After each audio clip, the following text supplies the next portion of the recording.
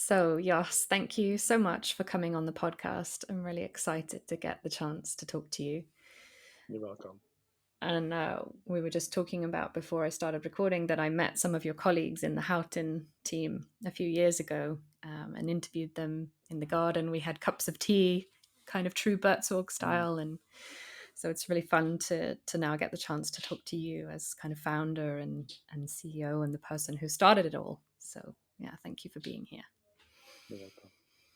So I thought maybe we could start in the present moment. So if I ask you what's giving you energy at the moment, what are you working on that's really sort of energizing you? Oh, we just had on Thursday and Friday. I had 2 days with the project team, and these are around 10 people who are doing all kind of projects within Buurtzorg. And we were thinking about um, the situation, of course, COVID, and what can we do to that in a way that the teams feel that they are inspired, supported, because it's difficult. People are tired. Um, Hmm. it's exhausting people. Almost 2 years of dealing with COVID. A lot of people have been ill, have had corona. So there is a lot of pressure. And one of the things we try to do is okay. It's there, so we have to deal with it. But let's find ways to that there is kind of new optimism, that there is kind of ways to that people get inspired. That we say, okay, everybody has seen the consequences in their environment or in their team. We have had a lot of patients who had corona. Um, but now let's find ways how we can deal with the circumstances in a way that it doesn't give us too much pressure, that we can take care for ourselves as good as possible, and um, that we say, okay, we can keep on um, improving ourselves, um, taking care for personal development for each other, not only focusing on COVID because it will be there next year too, but how can we create an environment where people can um, keep on learning, keep on developing themselves, and also taking care for each other. So, and these 2 days were amazing. With this project, um, uh, with the project team, and that was for me very energizing. We talked a lot about all kind of personal things. So everybody has things that in their environment that is influencing their ways of looking at the world, and so so it was a kind of reflection, new ideas, trying to focus on also on what will happen the coming 5 to 10 years.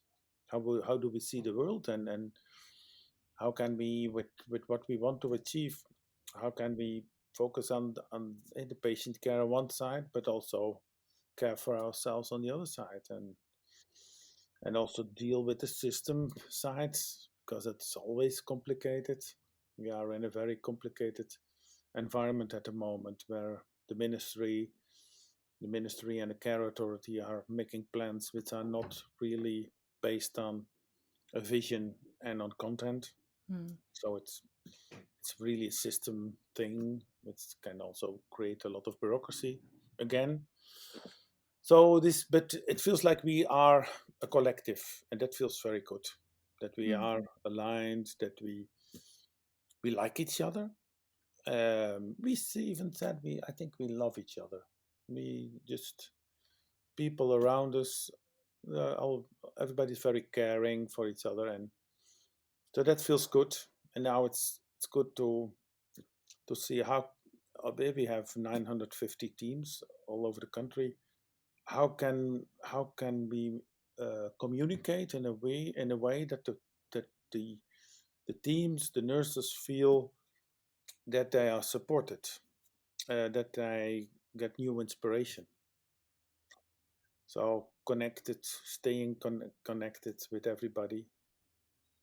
So, so this is what's happening at the moment. Yeah, that sounds it sounds like a really tough moment, and it sounds like you're handling it with a lot of humanity and compassion. Yeah. And I'm curious because it was one of the questions that some of the listeners asked about, actually, was how Buurtzorg dealt with the pandemic, and Hmm. in what ways you think that how you're kind of set up and your culture helped you navigate that, especially given the, as you said, the kind of battle almost with the system and different things going on in the government. So, what have been some of the main lessons and things that you're proud of in terms of how you responded? Hmm. Well, I think what we saw when it started, um, we learned very fast from the first teams who had to deal with COVID. So it started in Holland in the south, and we created a kind of what we call the crisis team with different people, different nurses. We also had an epidemiologist in the house. We didn't know that, but she became part uh, of the crisis team. So we studied what happened in different other countries, and but we said there are a few things which are very important. That's um, creating safety for the patients and keeping our nurses safe, and that was a kind of different approach than what our government did, because in the beginning they even said that we should not wear masks, for example. So we said, but it's an infection disease, you should stay safety. So, but there was a scarcity of masks, and then we said, no, we can get them different places, and otherwise we will make them ourselves. What we saw, there was a lot of resilience, and if you look at the way teams dealt with it, was very flexible. So what we saw was that the teams were immediately in action when there was kind of corona in this village or in this neighborhood where they were working. That, and we heard it also from others, that where other organizations were starting kind of command and control strategy. So top down, it's crisis. We have to put clear protocols on everything. And we said no. We should ask the teams what they need, what they meet in their daily work, how they deal with it, and then we can translate it into guidelines also for the other teams. So, and there was a continuous communication every day. The crisis team was 24 hours a day available. So we said, okay, everybody should be able to call with questions about, this is what I see now. I don't know, should I go in quarantine or should I do this? Or, and this ongoing process felt what was, I think, felt by the nurses that they were supported in any way. And I think that by doing it this way, they were still very, very flexible. So we also saw that the patients, um, there was it's the same. The communication with the patients is very important. That you say, okay, there is corona. How can we keep you safe? How can we perhaps reduce the amount of visits, but in a way that it's aligned, not that it's a command from Buurtzorg that say, okay, now we have to reduce the. No, that's in dialogue, and this way we found a lot of different solutions, which I think you can't protocolize it. So you should ask the nurses that say, okay, you are the owner of your own daily work. Try to find ways to deal with it in the best possible way. And that's what I heard from also from the environment, that people said your teams and your nurses responded differently than all the other organizations. So they were seen as strong, capable, responsible people who took care for all the consequences. And And it was, I think, a very important thing throughout the whole pandemic, and still is.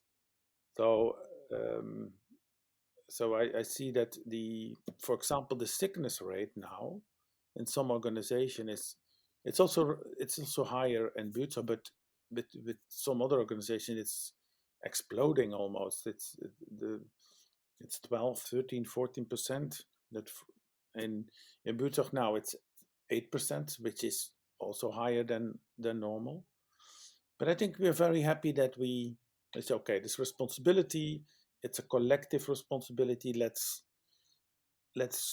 go with what we learn from day to day in this pandemic, and let's see that these principles of keeping people as safe as possible, supporting them when it's needed, being there when it's needed, and then okay, let's move forward and let's learn from it. Yeah, this learning piece feels so strong for me whenever I've heard you talk and when I've read things about Buurtzorg, that you have this amazing ability to, as you say, not protocolize things. I think it's also Mm, the same when different teams have developed, new products or services, that it's very much share the ideas and see where they spread, and allow the teams to choose which ones they take on. How do you do that, and how has that, because that's, I know a lot of organizations who really struggle with that, and now you're like 950 teams. mm. So how do you create that learning culture? I think it starts with not wanting to create a culture. Um, I think that my idea was, when you create an environment where it can grow. So the conditions where you work in, so it's like home. If you have safety, if you have a nice relationship with the people around you, um, if you feel ownership, if you can be responsible for what you're doing, all these things, all these elements, they're more or less, I think, like sociologic or psychologic principles, that if they are there, then you feel well, and you will grow, and you will share your ideas with your environment, with your colleagues. So then it's just happening. You see things in your daily work. That was my own experience when I worked as a nurse. So you see a lot of things, practical things, where you say, okay, if we do it this way, perhaps it's a bit smarter. Or if we add this to it, then perhaps we can reduce the inconvenient parts, or we can find new ways. This, you know, most people are very creative, in my opinion. So nurses, especially nurses who are working in the community, need to be creative, because the circumstances are changing all the time. So just letting people find out what um, what they can do, what new insights they can have, and sharing it with each other creates a lot of innovation. This is kind of assumption.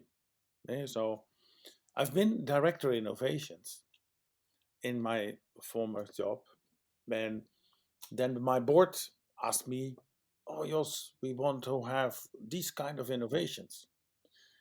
And then I said, "But these are not really innovations that are bringing good things for patients."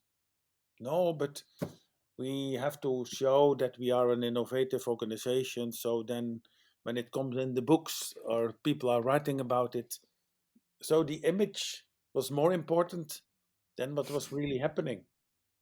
So I said it has to be the other way around. We have to understand that when we are developing new ideas, which is helping, for example, 30% of our patients, then it's a big innovation. So, but it has to come from the daily practice. Hmm. So my idea was that, okay, when we create this, when we have this environment, when we have these teams who enjoy working together, who feel confident about what they're doing because they are the owners of their daily work, who feel the space to to explore and to experiment, then it will, all these things will happen. Yeah, it's making me think about this um, this question that I have often with colleagues in this space, which is, you know, if you create the environment, does everything else follow, or is there also something else about how people are being, especially people who have power or have had power in the past? Because I find that that can so easily sabotage and even the kind of, you know, the most beautifully set up environment of autonomous teams and things like that. So do you think it's enough to create the environment, or do you think there's also something else needed for people to really, because it's kind of shifting a paradigm really? Yeah, I think it depends on what you consider as the environment. And so for me, it's also the reflection. So you have to be aware that there is always a dynamic in these teams, in Buurtzorg as a whole, that when there is pressure, like we have now with COVID, we should argue, we should discuss what does it do with us? Um, does it influence our behavior in a way that it's, for example, maybe have this discussion about people who are not vaccinated. Hmm.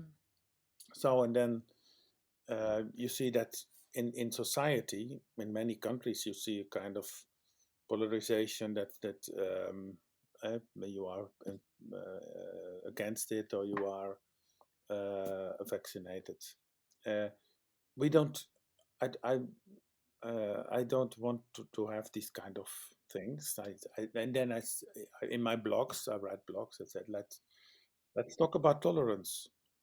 Let's talk about compassion. Let's talk about how can we support each other and respect each other choices. So in these moments when it's difficult, then it's more important than ever. So and this in society as a whole, polarization is going on between um, people who always lived in Holland, for example, and immigrants. And I think we should go back to what's human. What's human? What's a human approach to everything? So we should. Um, when I was this morning when I was driving in my car and I was listening to the news, and there was news about Poland, um, in between Belarusia and Poland. There are a lot of refugees, and there was this one mayor of this village who said, I'm going to do things differently than anybody else. We have to take care for these refugees. There are little children, there are even babies, and who are we to send them back into the forests, so that and say that they are not welcome and that they are um, people who are making kind of profit of of us. My idea is that these values, how do we take care for people? How do we take care for each others? How do we focus on tolerance and compassion? And that's, in my opinion, that's very human and also brings you a lot if you do that. So, so in this, if you talk about culture, if you say, okay, we want that people are taking care for patients, uh, then we also say we want that people, our colleagues, are taking care for themselves and for each other, but also for vulnerable people in the society. So, for example, um, when it comes to big cities where we have people who are homeless, then we say, okay, even if they don't have a health insurance, we will help them. It's no problem. Let's create possibilities that we can help them and that we can advise them. and that we can contribute, that their lives can become better. Our nurses have these networks. So when you see in Amsterdam, they even some of the teams are in these buildings where they also take care for homeless people, and we do it together. So for me, it's very important that we say, okay, healthcare is not only about uh, health and taking care for people with health problems. It's also taking care for people in society who are vulnerable and who need support. So that's, I think, when you talk about it and when you share it, I think people will feel that it's okay. So it's good that we just spend time on. So it's not productive. It's not bringing money in. No, but it's important. Mm. It's an important thing. Yeah, and it sounds like you're, when you write blogs or when you pose these questions about reflection, for example, that seems like a very important part of your role in sort of keeping alive this culture. Yeah, but I think it's important that everybody's feeling that they can do it also. Mm. So it's not, my opinion is not more important than the opinion of others. But of course, um, because of the continuity in the way we share ideas or share values, I think um, you see that a lot of people feel trust in it or feel that okay, it's also mine, my my idea. So it's what I try to write about is what I think that the most of the nurses feel. So it's this collective, and of course there are all kind of different opinions on anything, but there is a kind of general development throughout the years that everybody feels okay. I'm happy that I'm part of this, Mm. and then I can share when I'm at a party, for example, or we have an event. Then it's nice to see that people feel good just by say, okay, I've chosen to work this way as we do within Buurtzorg, but I also feel that there is more than that. That it's that I'm trusted in what I'm doing, that I'm rewarded in what I'm doing, that I can develop myself in, and that I can contribute in with all my ideas and who I am.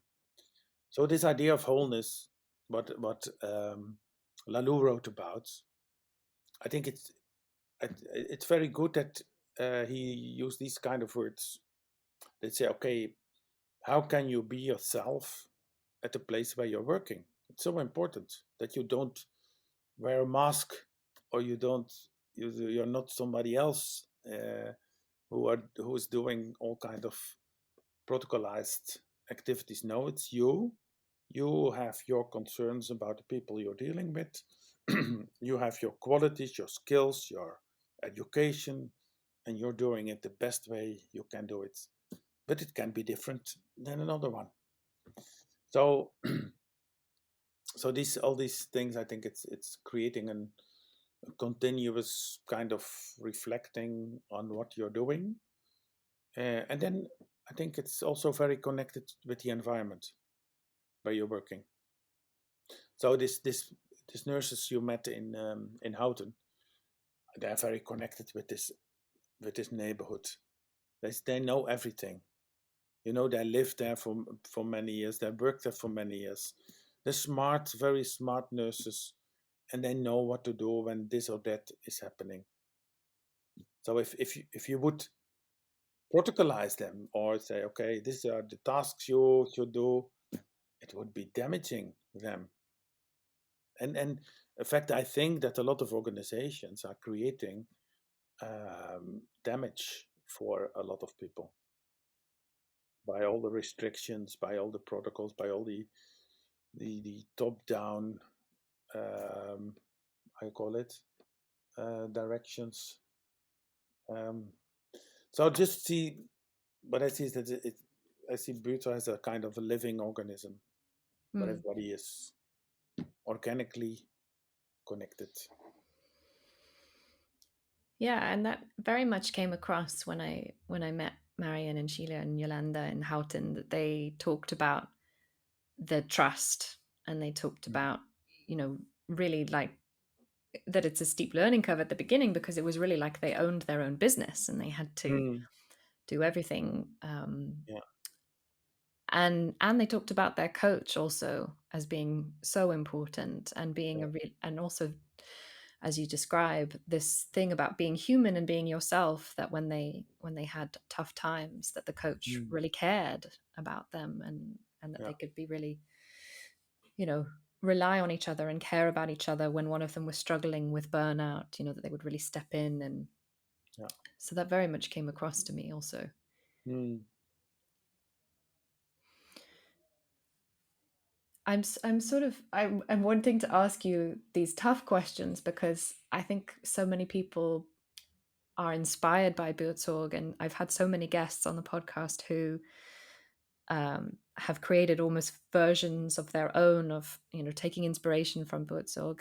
And at the same time, I speak to a lot of people who really struggle, particularly, for example, in the health and social care sector.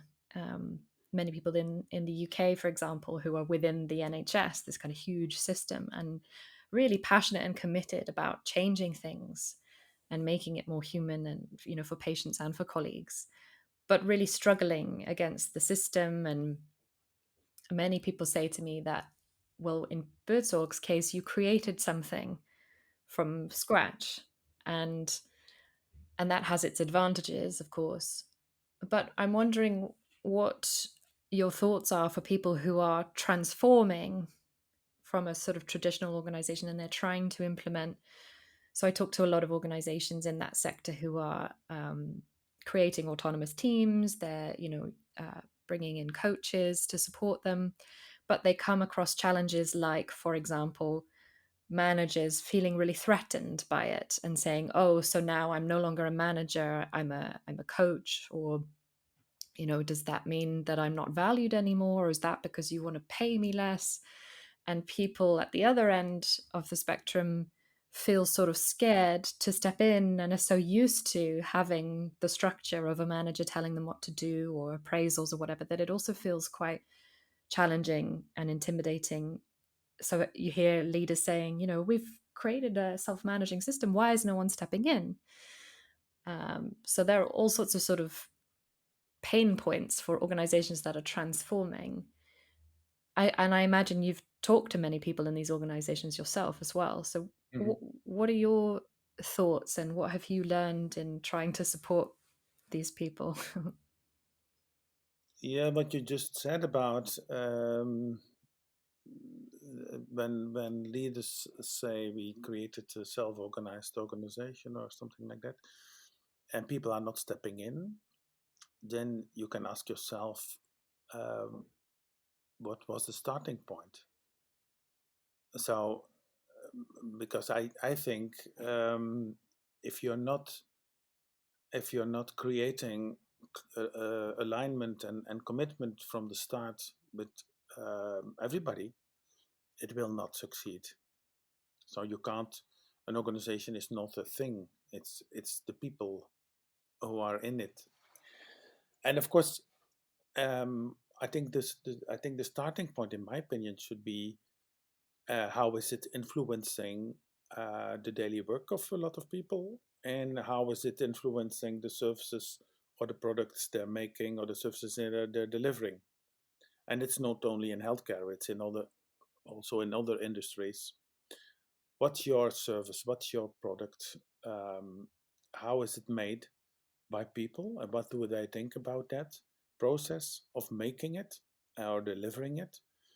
And what do they see, um, in what way it could be improved or changed, that it has a lot of impact on the people who buy it or who use it, and the people who make it.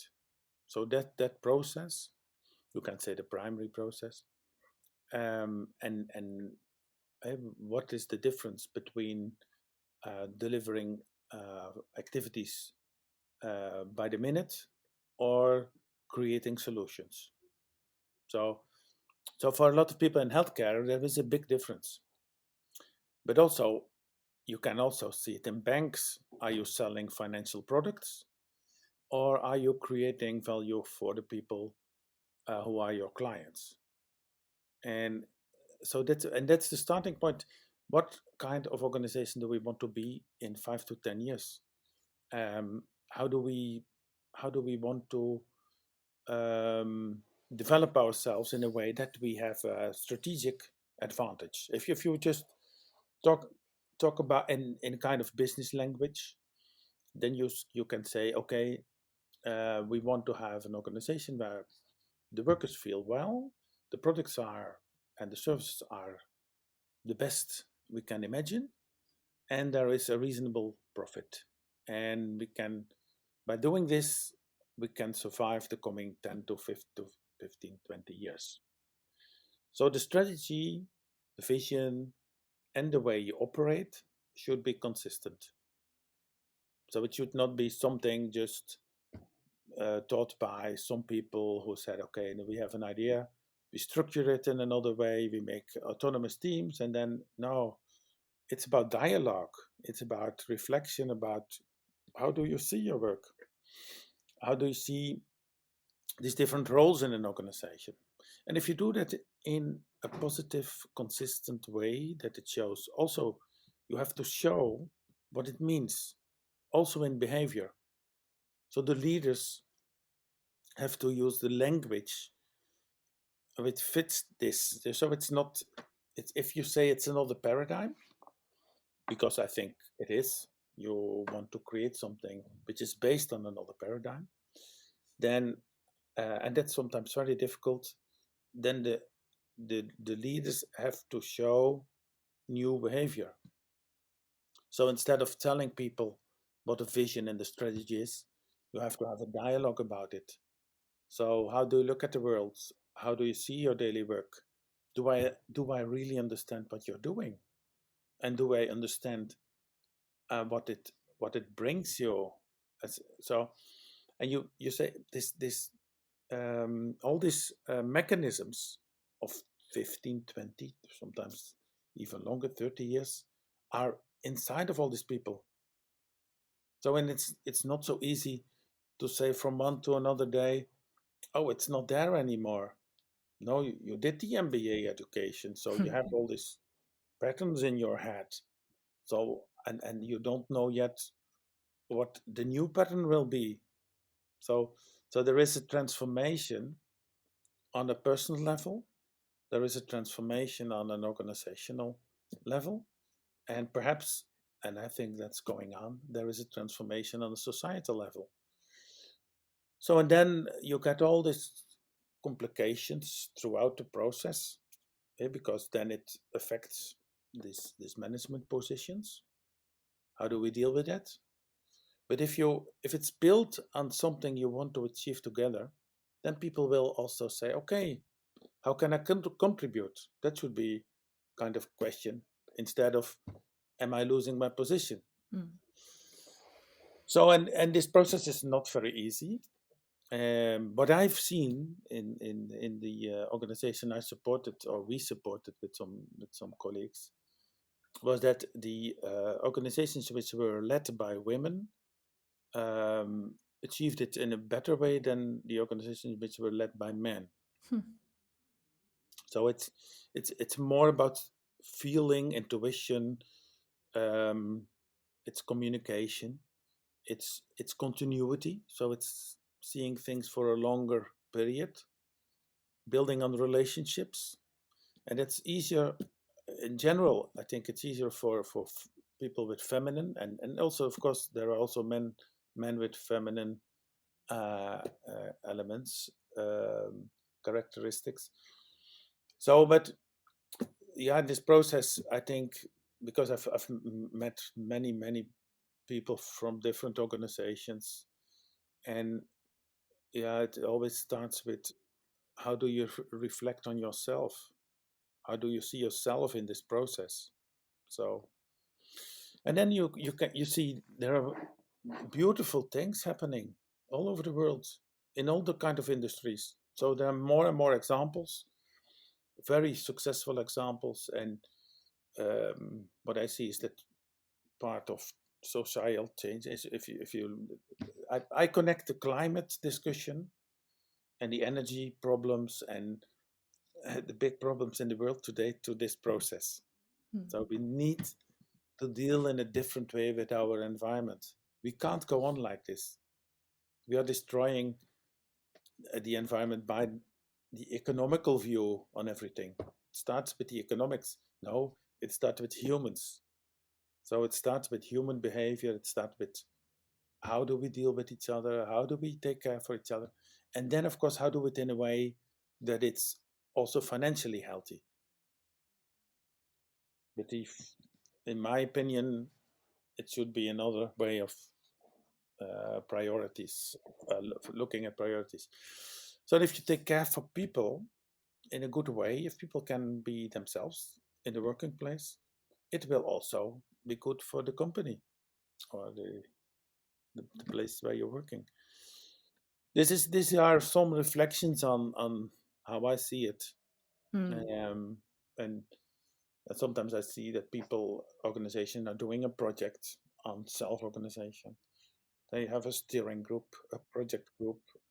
They start to work, and then they are going to tell the people what it means. But that's not the right way, I think. So. Yeah. So, what I'm hearing in what you're saying, some themes are that the way that you start, I really like this thing you say about it's all about dialogue, Hmm. starting dialogues about and listening also, really understanding how people who are sort of on the front line, so to speak, Yeah. how they see things, what gets in the way, how they would like things to be, and so on, to really involve them and enroll them in that process instead of, as you say, kind of revealing some grand Hmm. plan.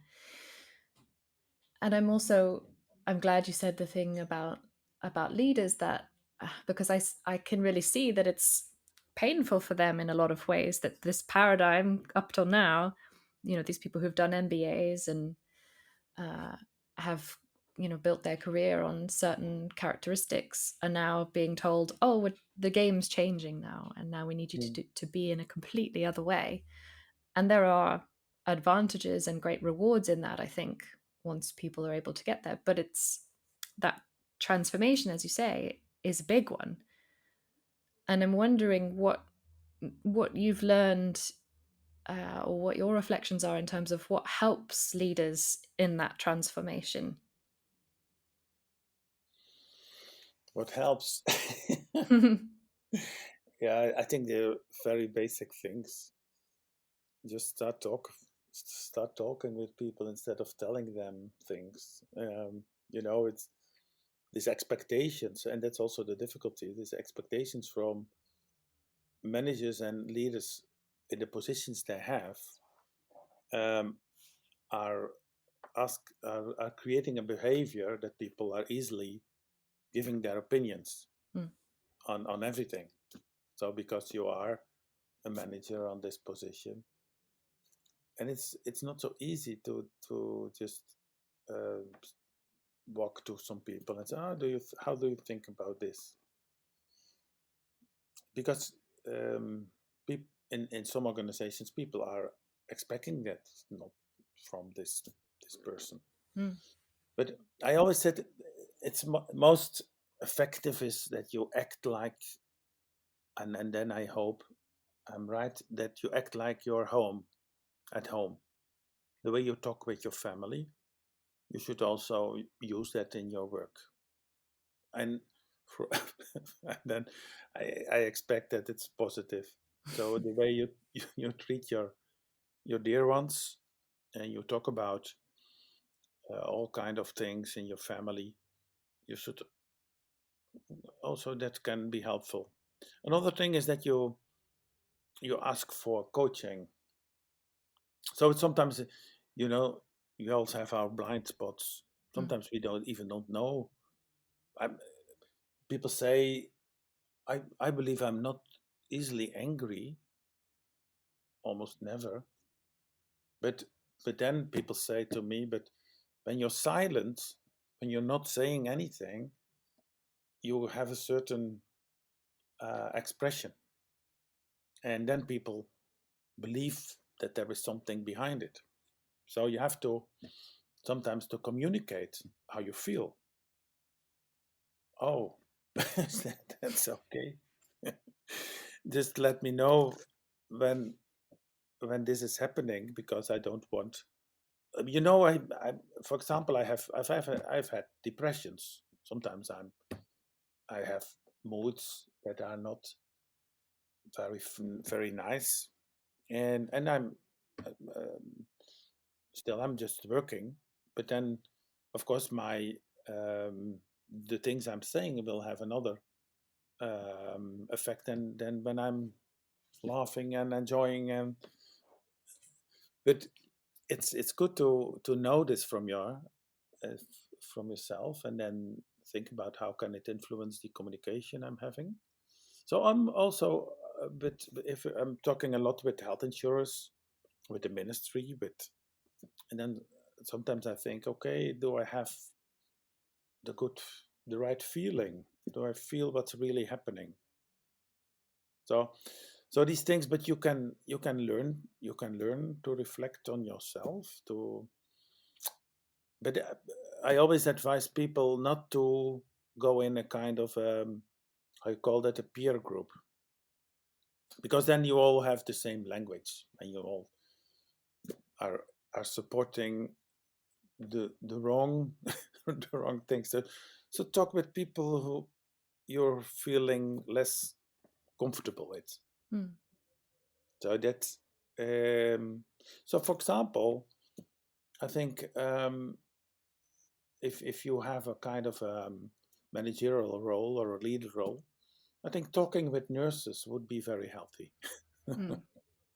Nurse as a nurse, I'm a nurse. You've been talking to everybody, but every kind of background.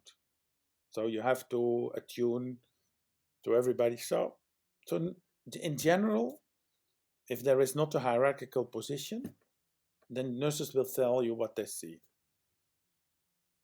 And in that sense, nurses are very important for society in the whole. But that's so they can heal the system. That's so. These are some reflections. Um, so I don't believe in all these leadership courses. I think it's either it's bringing more negative things than positive. So it's all the same, all talking about leadership and how important is leadership. And now it's um, how I called it, being humble. Mm. How can you put yourself in a role that people show, that people see who you really are as a person, not not as a leader, but as a person.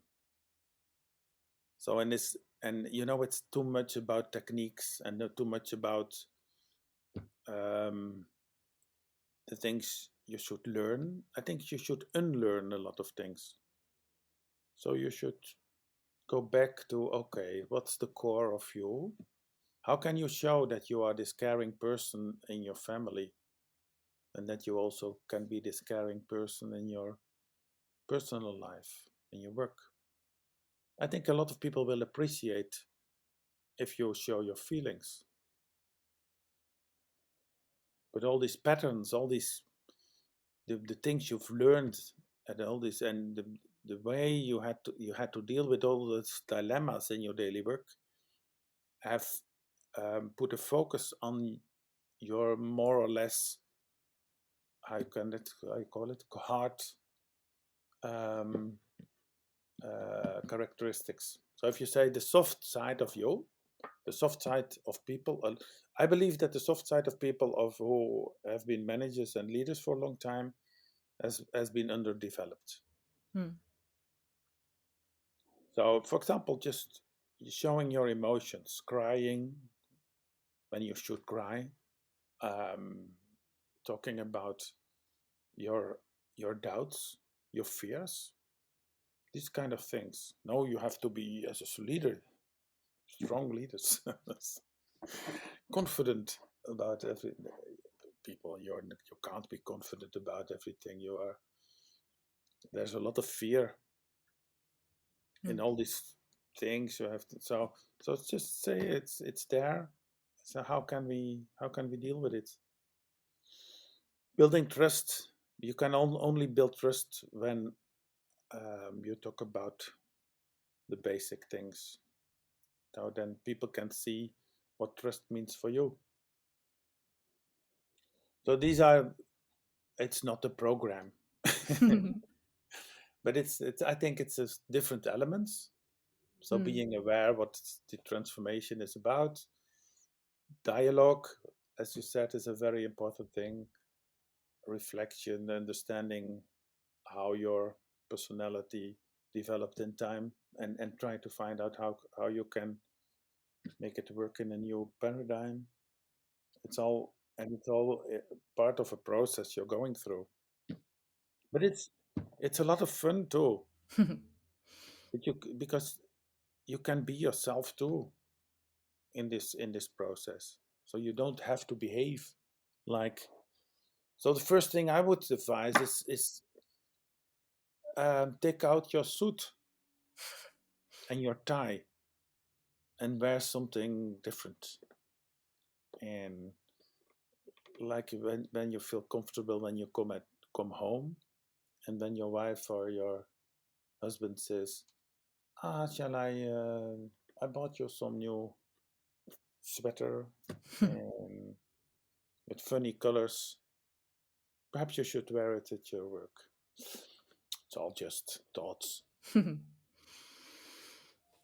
Yeah, I want to add a reflection on what you said about not believing in leadership training, or what I hear to mean kind of traditional leadership training, in the sense of like, this is what leadership is, and theory and blah blah blah. But in my experience, what I find does help is creating some spaces where people can experience and share and be vulnerable, outside of the sort of day-to-day work, as well as kind of integrating it into their day-to-day work.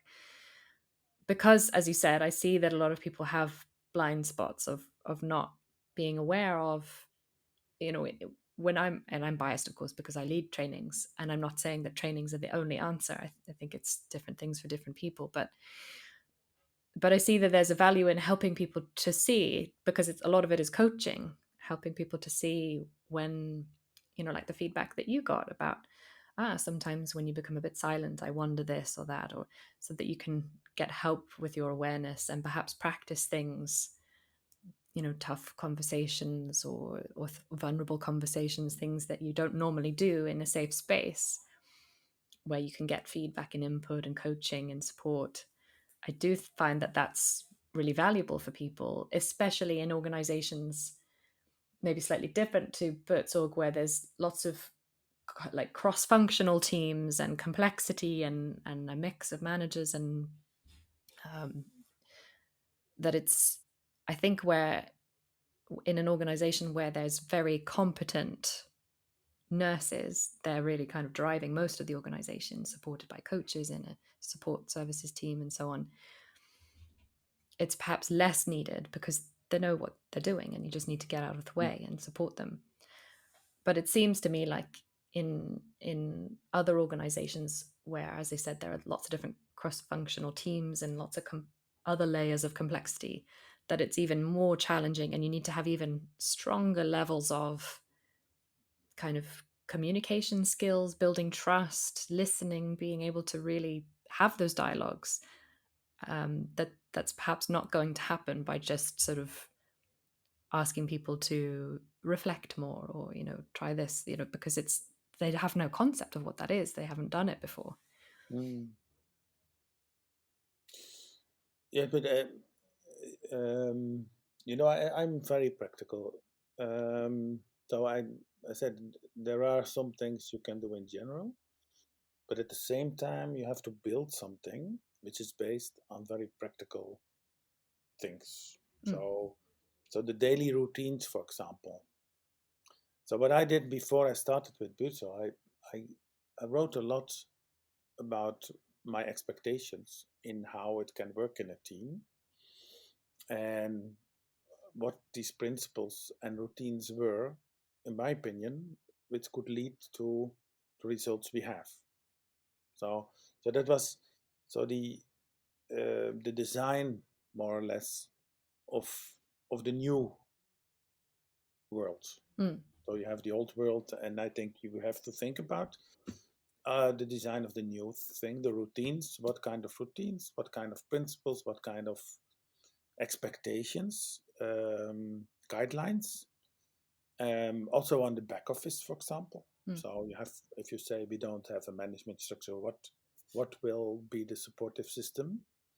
What kind of support do we need and do we want? So this strategy on building should be very clear, and I totally agree with you that on some of these topics, trainings are very useful. So, but what I was referring to was that what I see most of the time is that leaders are talking with leaders, Mm. and I believe that this language is a very important thing. The language you use, the words you use, should be connected with what you're doing and the people who are doing it. So, I had a discussion with a researcher who said not so long ago, he said nurses should use more of the language of their leaders because otherwise they can't explain what they need. And I said, but that's the other way around. I think leaders should try to understand, at least they should understand, what the people are, how they feel about their daily work. That's the beginning. So, and language for me feels, when I did the MBA education, I thought it helped me to understand how leaders and managers think. But on the other hand, it's strange that when they're all using the same language, that there is not any space anymore for something different. So I made a difference between managing or management Mm. and organizing. Yes. So for me, and of course you can have all kind of mixes, but I think if you say, okay, I want to use all the intelligence and all the capacity in how people can organize, and I want them that they feel ownership about what they're doing, then you should focus more on organizing than on management. And you can use all kind of management elements in this process, but it's quite a big change in my opinion, and then language comes very close, because but I hear a lot when our nurses are in a meeting, when there are a lot of managers or leaders, um, then they say we really don't understand what they're talking about. And when you ask the managers what they are really talking about, I think that a lot of them even don't know exactly what they're talking about. So that's my my perception. I've been a lot in management teams, and I talked a lot with CEOs about from all kind of companies. And when I see this language, then I see uncertainty. Mm. I see that people don't really know, and then they use words where they can. It's kind of a masquerade. They can Yeah. Like avoid armor. that they have to say in a very concrete way what they exactly mean. There is this Danish philosopher who wrote a book about it. He called it plastic language. Hmm. So it's using a lot of words, but you're saying nothing. Hmm. And policy language and management language has a lot of these kinds of things in it. So you use this sometimes intimidating words like that HR um, management usually also have these kind of elements. But also if you hear people who are talking about information management and logistics, and they use all kind of words. But if you listen, you say, "Oh, what's this about?"